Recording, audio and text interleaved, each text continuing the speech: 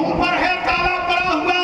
अरे अपनों की ही छाती में भाले ठोक दिए, रक्षा गृह में आग लगाकर वीर बांकुरे चौंक। रक्षा गृह में आग लगाकर वीर बांकुरे झोंक दिए। जिस तरह कौरवों के दल में शकुनी के पासे चले गए, याद करना महाभारत के 64 का दृश्य, जिस तरह कौरवों के दल में शकुनी के पासे चले गए, बस उसी तरह की चालों के हाथों से शेखर चले गए। आजाद है, शौर्य पढ़ रहा हूं पंडित का, आजाद है। कल ब्रेक मार्ग में वीर अकेला भेजा गया था। आजाद है, व्यवस्था सुनना क्या की गई थी। आजाद है, गोरे अनेक, फिर रूप सिंह सा धार लिया। अरे पिस्तौल निकाली और पहली गोली से गोरा मार दिया। जिंदाबाद जिंदाबाद। अकेले चंद्रशेखर आजाद, अकेले, और गोरों की सेना आ गई साहब। नाम के लिए गोरों की सेना थी, लेकिन उस फौज में तो हमारे ही दोगले भाई छिपे हुए थे साहब। आजाद है, गोरे ने फिर रूप शेर सा धार लिया, पिस्तौल निकाली और पहली गोली से गोरा मार दिया। चल रही गोलियां धुआंधार, करने शेखर को अंगीकार उस शत्रु दल के दावानल से। अरे हर एक प्रयास की हुई हार, साहस हसीन साधन सीमित, आखिर वो दौर चला आया जब खाली जेब में शेखर ने एक अंतिम गोली को पाया। एक गोली शेष बची पंडित जी की पिस्टल में, एक गोली।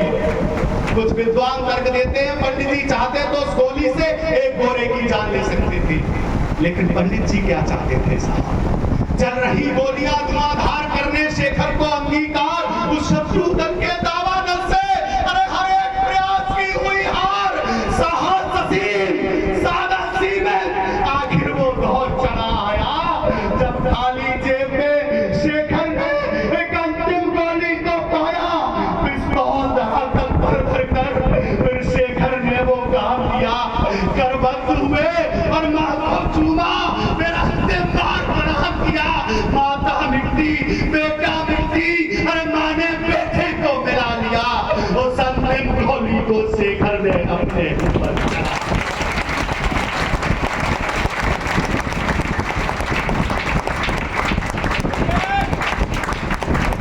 माता मिट्टी, बमतौर बुखारा कहा करते थे पंडित जी अपनी पिस्टल को, और बमतौर बुखारा से जब गोली निकलती थी तो एक ना एक गोरे की जान लेकर ही निकलती। पिस्तौल धरातल पर धरकर कई घंटे व्यतीत हो गए, एक भी गोरा उनके पास तक नहीं पहुंचा। पंडित जी कोई लीला ना कर दे, एक मुट्ठी बंधी हुई साहब, एक मुट्ठी में पिस्टल। घंटों बाद कोई हिम्मत करके पंडित जी के पास तक पहुंचा, पिस्टल एक हाथ में, एक हाथ बना हुआ मुट्ठी। जब मुट्ठी को खोला गया तो अल्फ्रेड बार की मिट्टी निकली साहब। भारत माता की मिट्टी अपने मस्तक पर लगाकर वो बेटा भारत मां की गोदी में सदा के लिए सो गया। मैं अपनी बेटियों से, बहनों से और भाइयों से निवेदन करता हूं, और मेरे जितने भी बड़े भाई बैठे हैं, तीर्थों में जाए या न जाए, बच्चों को जूही चौपाटी ले जाए या न ले जाए, बच्चों को कुल्लू मनाली की सैर कराए या ना कराए, लेकिन आपसे हाथ जोड़कर चरण छूकर एक निवेदन करता हूं, अल्फ्रेड पार्क में उस जगह का दर्शन अपने बच्चों को जरूर करा देना जहां पर चंद्रशेखर आजाद ने गोलियां चलाई।